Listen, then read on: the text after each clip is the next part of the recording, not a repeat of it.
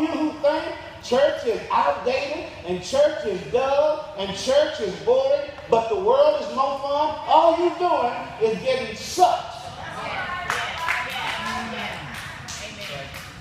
And you think it's cool. And all that's happening is you just being sucked back in. And so we run from place to place because the world has the audacity to want to dictate to us what our experience with Jesus ought to be. It ought to be confined just to the church. Don't bring it out into the street. Don't bring it to the workplace. Don't bring it to the school. And then our kids grow up with this misconception that it ought to be like an amusement park.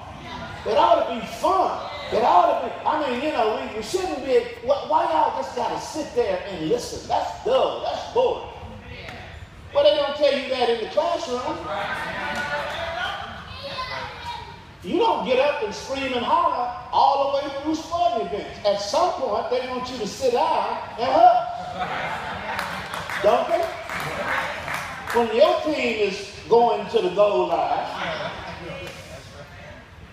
they want you to hush. Don't be mixing up the signals.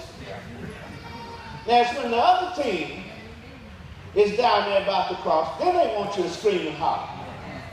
Is that the way it goes? So what you have to do is you have to be aware of what's going on.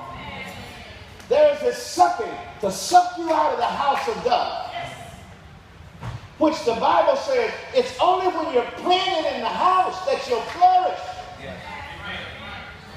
That's where you put down roots. And you don't let those roots be chopped up by anything that would suggest that nothing is happening. Let me close with this.